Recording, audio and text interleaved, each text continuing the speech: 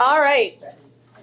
So very last piece of AP Statistics. This is the last unit, but it's only one section of Chapter 12 in your book. It's Section 3. There is just the one homework over it. Homework's going to be due on Tuesday. We have 3 lessons that we need to cover in this. What we are going to be doing is looking at confidence intervals and hypothesis tests when we have 2 quantitative variables. When we have 2 quantitative, first, what's a quantitative variable? Numbers. So when I have data that came back as numbers, we're going to look first at just what is the sampling distribution here. And we're going to be looking at the slope of the regression line. So when we have 2 quantitative variables, that's when we made scatter plots and we found the line of best fit. So we are going to be looking at confidence intervals and hypothesis tests for the slopes of the true regression line for the population. All right. So we're going to look at it in this context right now for today. Do students who sit in the front rows do better than students who sit farther away? A teacher randomly assigned 30 students to seats at the beginning of the semester and then recorded their exam scores at the end of the semester. And here are the results. There were 6 people in each row, and there were 5 rows total in the room. So with the way this problem has been set up, is this an observational study or an experiment? Experiment. Why? Yes, it's absolutely correct. This is an experiment because a treatment, the row, was assigned, that was imposed on them.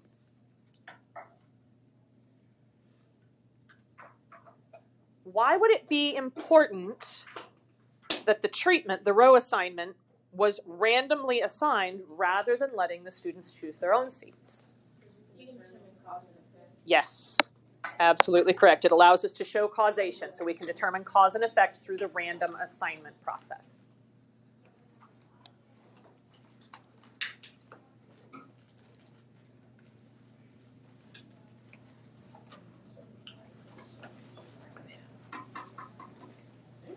All right.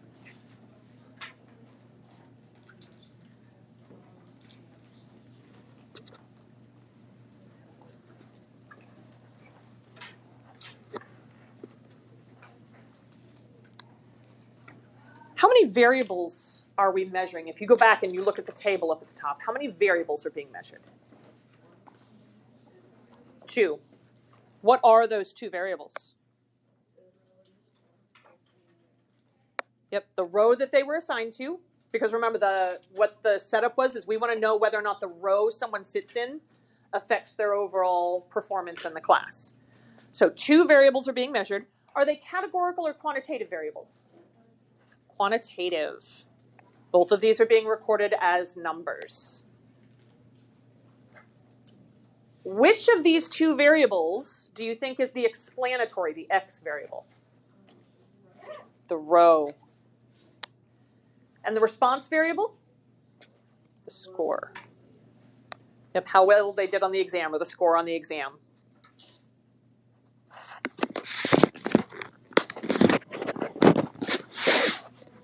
So I want to make a scatter plot of what this data looks like. We're going to do this on your calculator so that you guys know how to do this. If you need to borrow a calculator from me, please come grab one. But we're going to go through and we're going to enter this data into our calculators.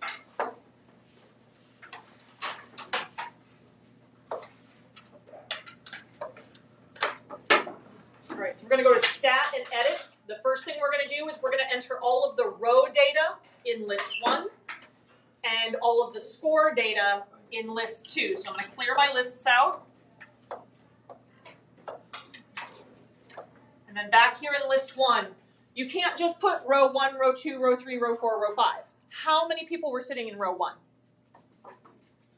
6 people. So you have to enter 1 6 times. So you should have 6 ones so that every single person that is sitting in row 1, you can record their scores and it's connected to which row they're in. So do that for rows 1 through 5. You should have 6 of each of these numbers.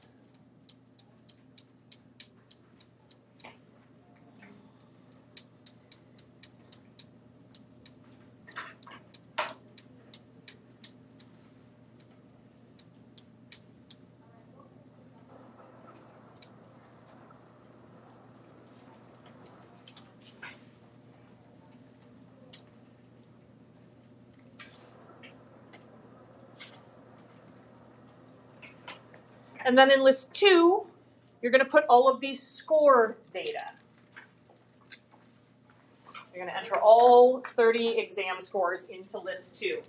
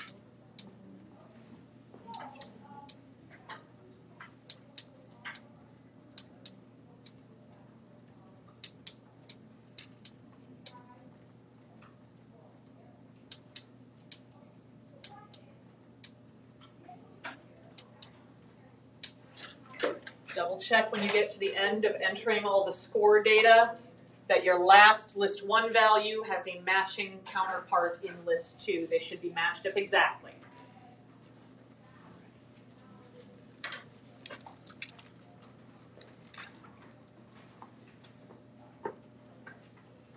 Give me a real quick hand if you're not done entering your data yet.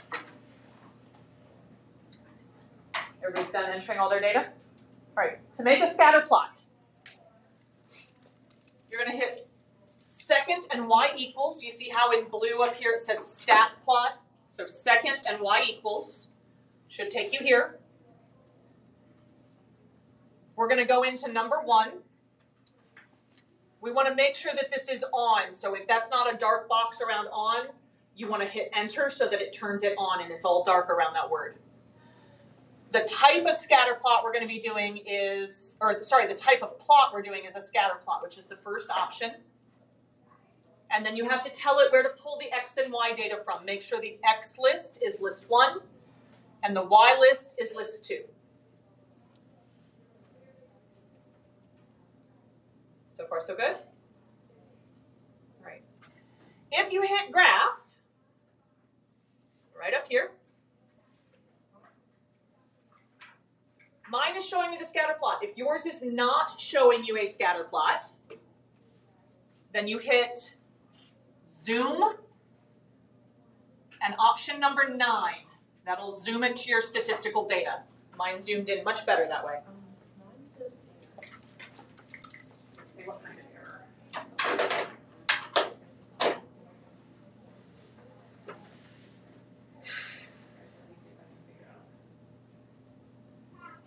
Oh, it's because somehow this ended up in your white. Figure that out.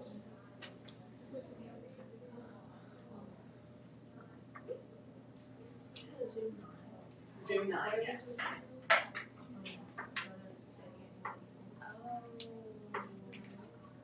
All right. I cleared all that out. Try it again. So hit graph, and then hit zoom and 9.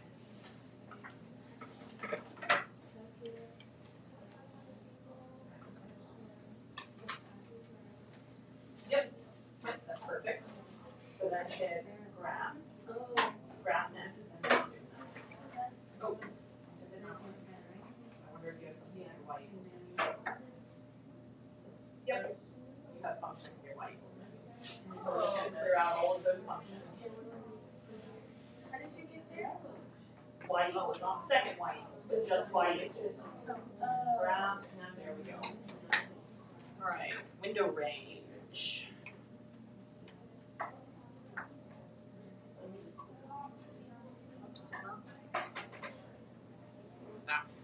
You also have something in your Y equals menu, so we're going to clear that out. I'm going to go to zoom 9 again. There's your data. Is anybody not able to see the scatter plot?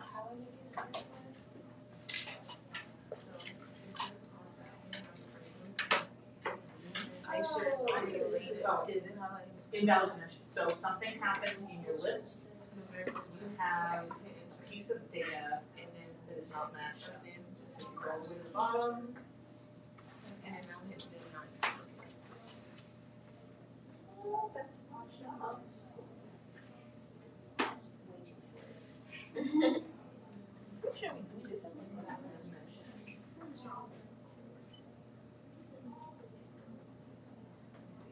for right now, I'll fix that. But for right now, just go ahead and copy this down.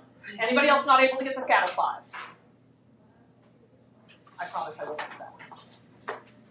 I want you guys to copy that down into your notes.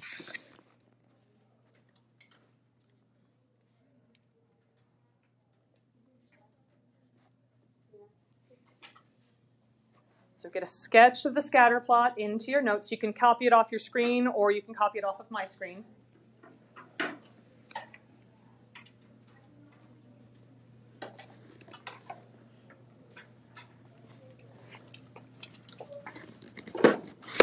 While you're doing that, I'll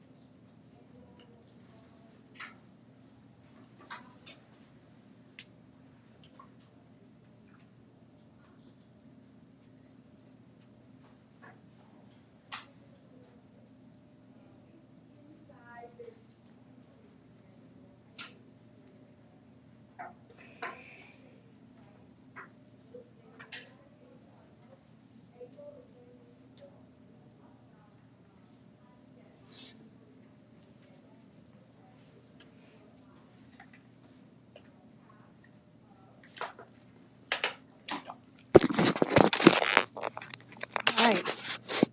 We are also going to find the equation for the regression line, the least squares regression line, or the line of best fit.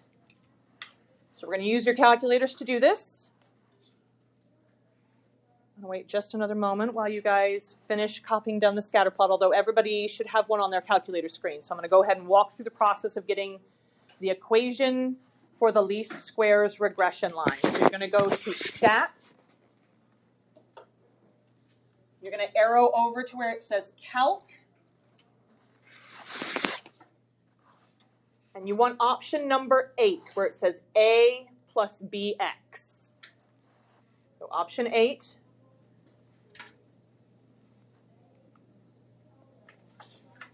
It should pull the data from your lists.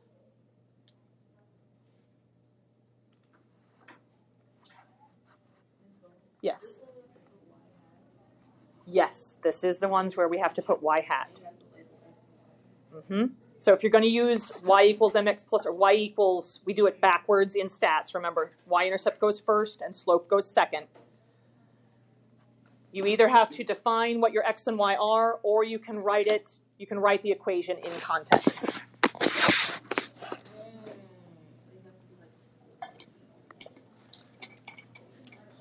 All right. So I have the scatter plot done on a different program up here. And I have gone ahead and put in the least squares regression line, the line of best fit. Remember, the A is your y-intercept. B is your slope, and that goes right next to your independent variable.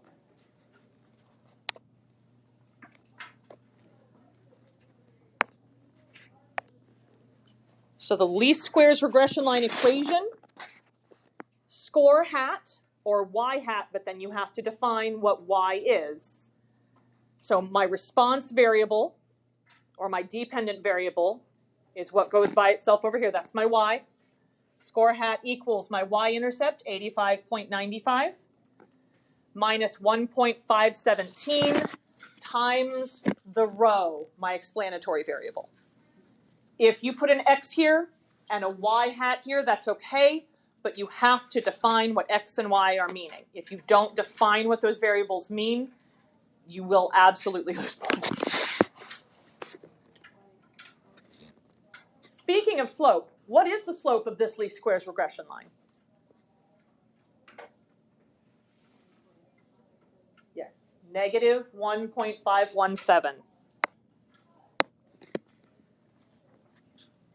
The slope always goes next to our explanatory variable, our independent variable.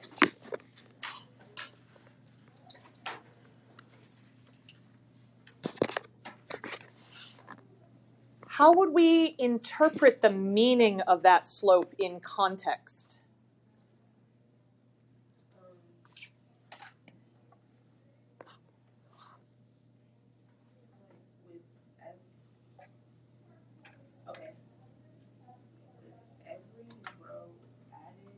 Mm-hmm. Their score decreases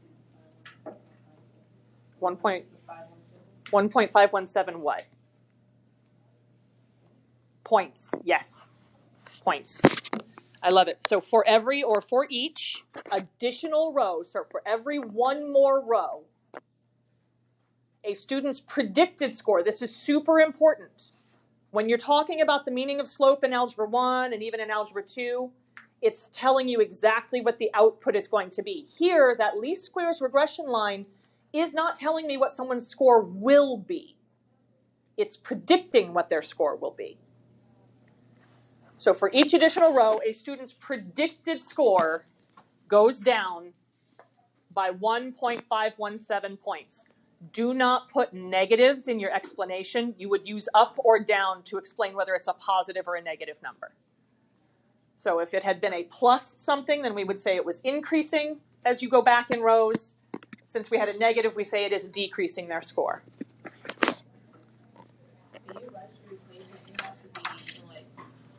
The slope has to go second and the line has to go first? If you wrote it the other way around, would it be wrong? No, but for statistics, it does read kind of weird. The reason they write it this way in statistics is because the preferred way of writing your least squares regression line is with the context in there. Instead of doing y hat and x, they put the context in there, and this word can sometimes be quite lengthy, so that's why they put it at the end. So y-intercept first, and then plus or minus, depending on whether your slope is positive or negative, then the slope, and then your explanatory variable. So response variable hat equals. So far, so good? Okay.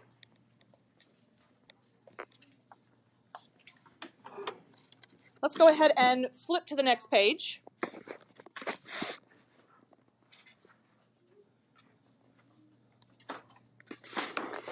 Does the negative slope provide convincing evidence that sitting closer causes higher achievement? Or is it plausible, is it believable that the association is purely by chance because of random assignment? What do you guys think?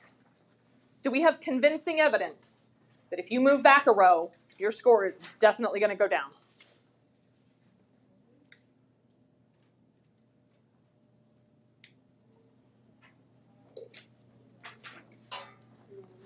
Not necessarily. However, would we have evidence that your score is predicted to go down? Is it convincing evidence? I'm not sure. So let's look at the slope, because that's what determines whether your grade is going up or down based on your row. That's the slope. The y-intercept would be what? 85.95. That is representing what? If I asked you to interpret that 85.95 in context. So that would be the, like, if there was a row 0, if you could be right up with the teacher, row 0, that is the predicted score. And then, because we have a negative slope, the prediction is that as you move back a row, your score goes down by 1.5 points for each additional row that you move back. I want to know whether or not we have convincing evidence. So what we're going to do is look at the sampling distribution of the slopes. And this is where I'm going to kind of shortcut your path a little bit. Because while this activity is wonderful, it's incredibly time consuming. And I think we can get the same idea across if I show you a simulation that we're going to use in a program to achieve the exact same ends. So if this was purely by chance that it turned out negative, if I moved them around in the room, they still would have gotten the same scores because it's not about what row they were in, it's about that individual student. So was the random assignment responsible for why we saw this negative slope? Or was it because the row really does affect your score? So what they have set up here is a simulation that says we're going to take everybody's scores in the room, no matter what row they were in. We're going to mix them all together, and we're going to randomly place them back into different rows, assuming that they would have gotten that score no matter where they were in the room. So this slope was just purely due to the random assignment. So that's the simulation that they have set up, and then we're going to do it 3 times. So I'm going to look at a program, and we're going to do the same thing. I've already entered all the data in there.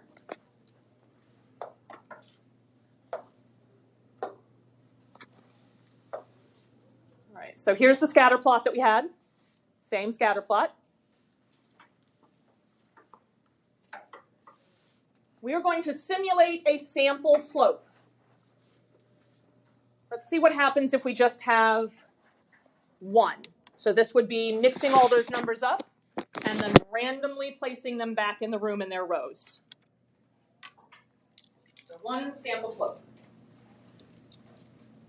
That slope came out to be negative 0.2.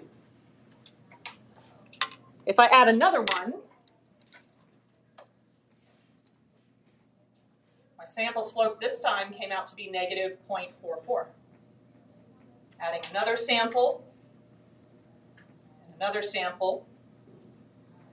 This is going to be hard to see any kind of pattern as long as I just have a couple sample slopes, right? Simulated sample slopes. Let's add a whole bunch more. You guys okay if we add like 100? Okay, let's add 100 sample slopes. So this is taking everybody's scores, mixing them up, reassigning them to their rows, and doing that process 100 times, calculating the least squares regression line and finding the slope for every single one of those. What do you notice about when we add 100? It's roughly symmetric. Centered about where? Centered about negative 0.5. Let's see what happens if we add another 100 simulations here. Still approximately symmetric? Centered around 0. Let's add another 100.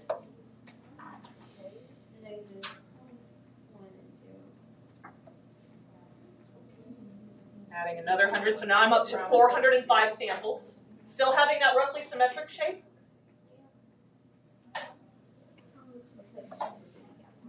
Let's get crazy and add 600 more. 600 more sample slopes.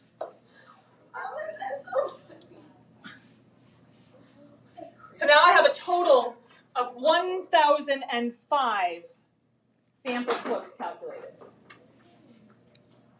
Approximately symmetric, right? Centered about where? Still centered around 0?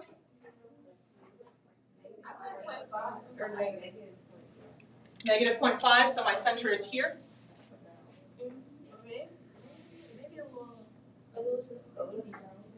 Maybe a little closer to 0. A little closer to 0, so center about here. I think so. Okay. I want you guys down at the bottom to get a sketch of this.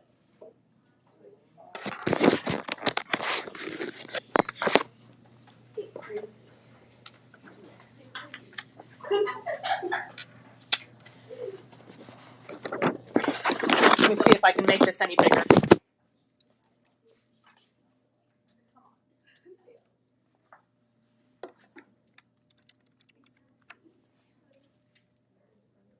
There we go. Now it's bigger.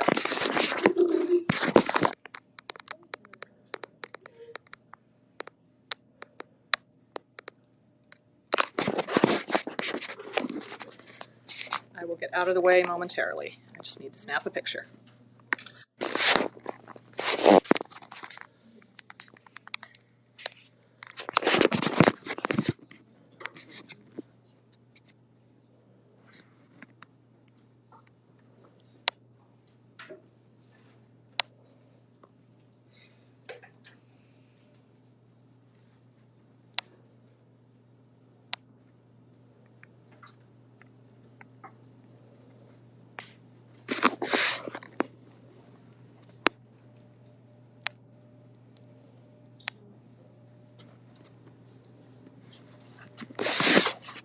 What assumption are we making when we made this?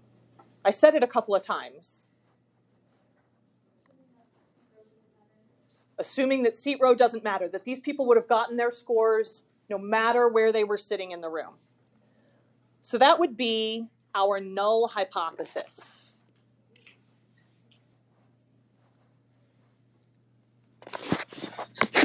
If seat row doesn't matter,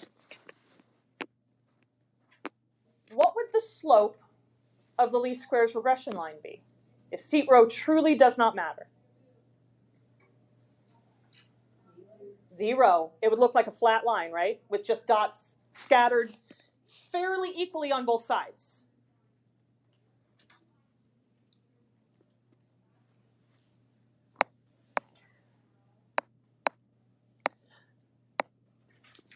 When we got into our calculators to do the least squares regression equation, and I told you to choose the option that was a plus what? A plus bx. So b is the sample slope. What we use to represent the population slope for the least squares regression line is the Greek letter beta. Have you guys ever seen the letter beta? It looks like almost like a capital B, kind of like a cursive B. Something kind of like that. So that represents, or we are going to use that to represent the population slope of the least squares regression line. So if we had all of the population data, we had all students in all classes and all the rows and final exam scores that they have, and we were to use all of that information to calculate a least squares regression equation, the slope of that would be beta. All right. I'm going to come back to this picture here in just one moment, but I want to hop back here for a second. So this is up towards the top of your page. It says, if we assume that seat location has no effect on exam scores, that is our null hypothesis. So the way I would write that null hypothesis, HO is equal to, or HO is beta equals 0. We're assuming that the slope would be a 0 if the seat location truly didn't matter. And then we're going to define our parameter beta as the true slope of the population least squares regression line.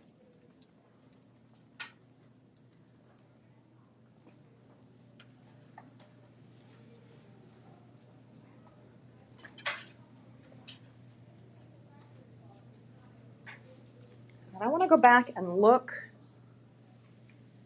at that sampling distribution for B.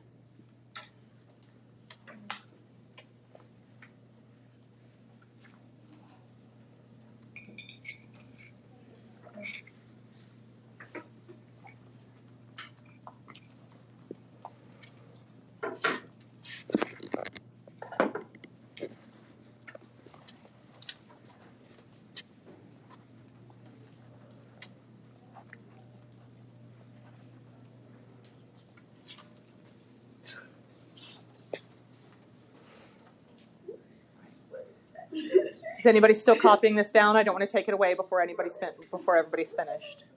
All right. So looking back at our graph here, do you guys remember when we've made dot plots and we use that to find a p-value? So we're going to do that here. I have 1,005 samples. I want to know how many of these samples have the slope from the one sample that we were given at the beginning, from that observed sample. How many have that slope or more extreme, which would be more negative or more positive? More negative. More negative. I don't want to have to count all those little dots, So this is going to do this for me. Count the number and percent of dots less than or equal to, what was the slope? Negative 1.517. All right, let's count. There are 137 dots, so 13.6% in that region. So a slope of negative 1.517 or smaller.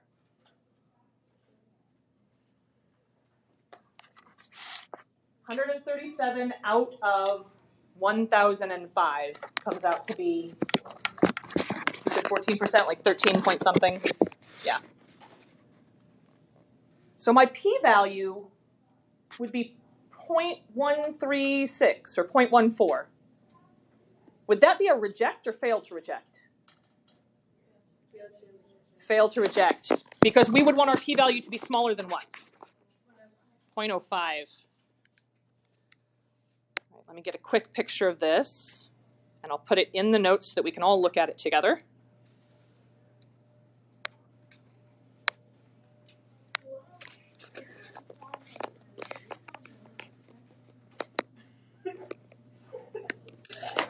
There we go.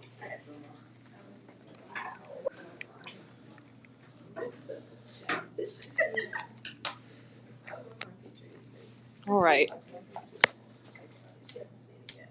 There we go. It doesn't take a great picture, but basic idea.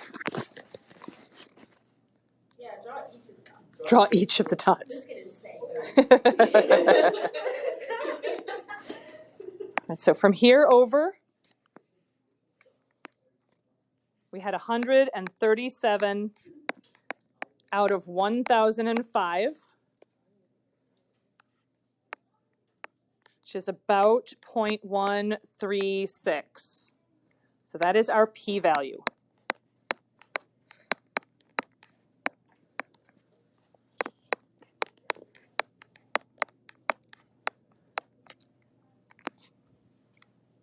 And then I would say because 0.136 is greater than 0.05, we fail to reject the null.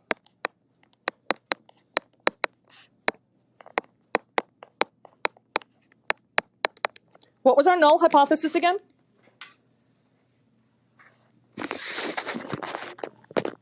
beta is 0. And what did beta represent again? The true slope of the population least squares regression line, LSRL.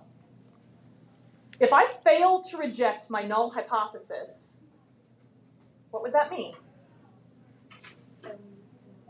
Does rho affect student score? No. We don't have convincing evidence to say that rho affects student scores.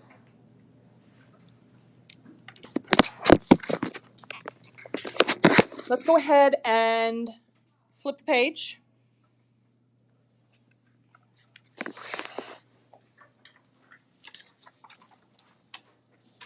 So for my sample, that's what we use y hat equals a plus bx for.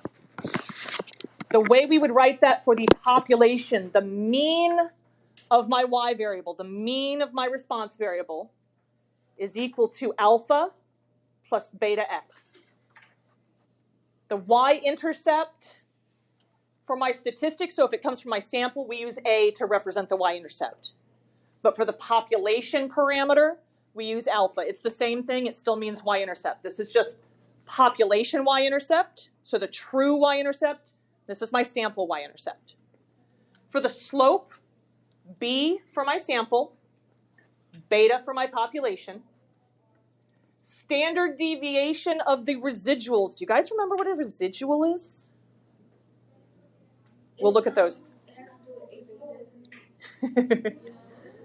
RAP, residual equals actual minus predicted. Yes, very good.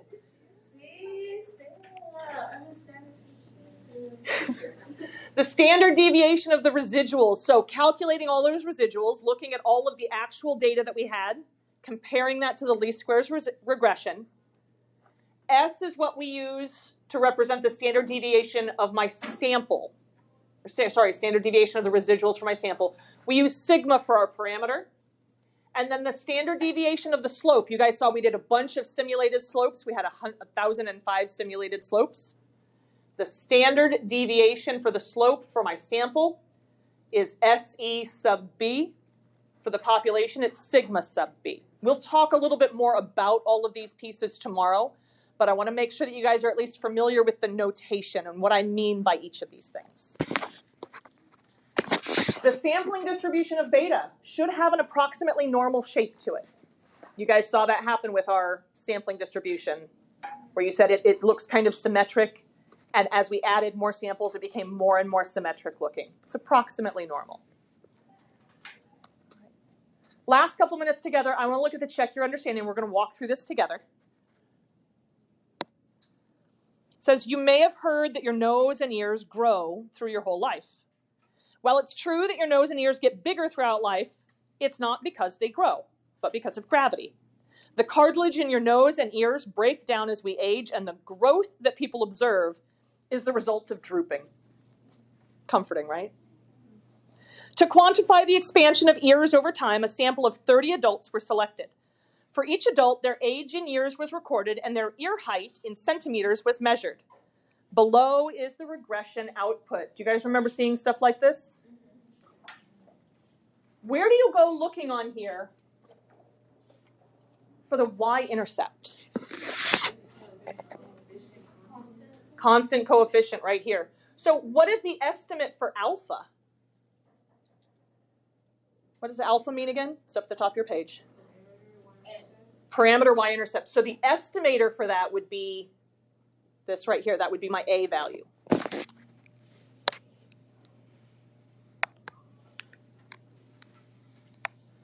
So estimate for alpha would be 2.8871. That is my y-intercept. How would you interpret that in this context? What does that represent, that 2.8871?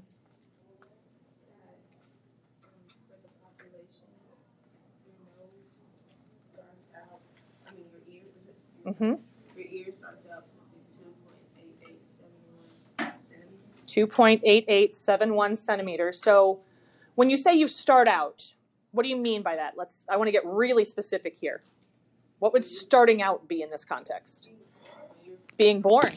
So somebody 0 years old, a newborn, we predict, keep in mind that A and B are predictions here. We predict that their ear height would be 2.8871 centimeters on average. Yes, awesome.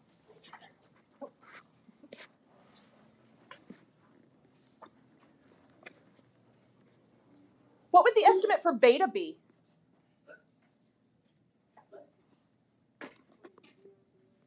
.0021, because that is what? What is that .0021? Yes, that is the slope for our sample. How would you interpret that in context?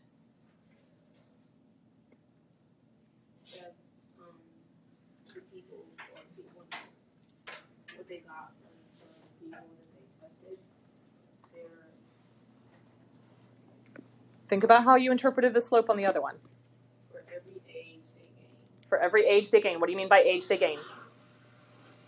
For every year they turn. For every year. So for every additional year someone is.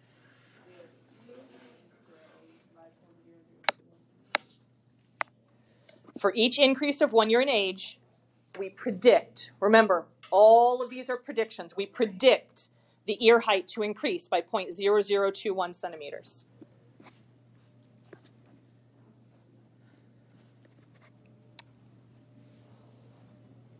I'm going to bump that up a little higher on the screen.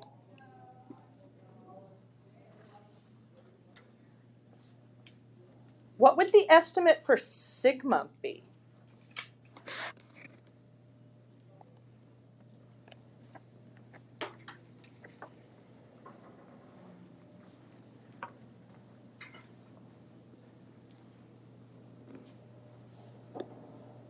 What is the estimate for sigma?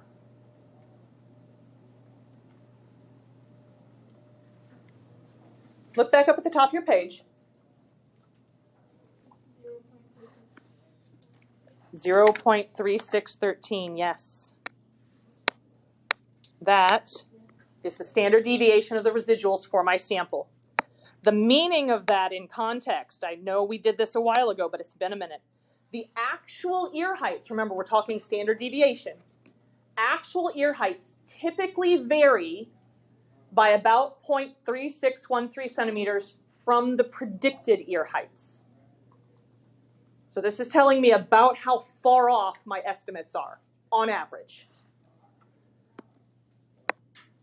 And the standard error of the slope, SEB,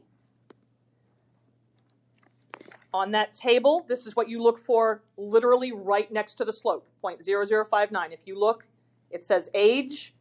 If you move to the right, that's 0.0021. That's your slope. The next number over, 0.0059, that is the standard error for the slope.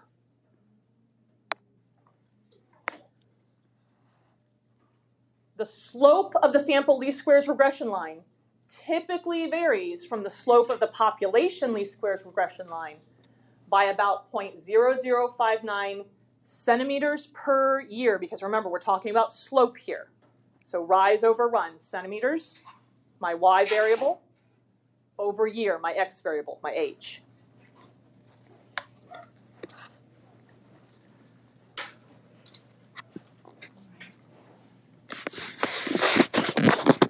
Tomorrow,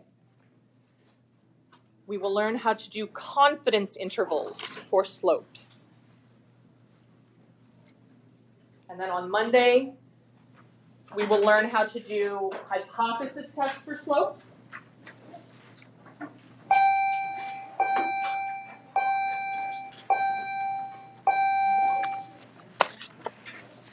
Tuesday, homework is due.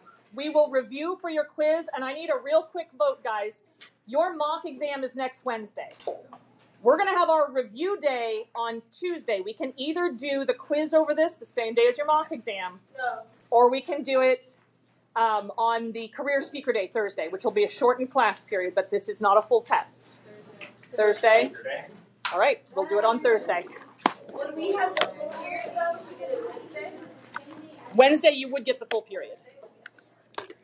I have to wait and see what the schedule is. If it's too short,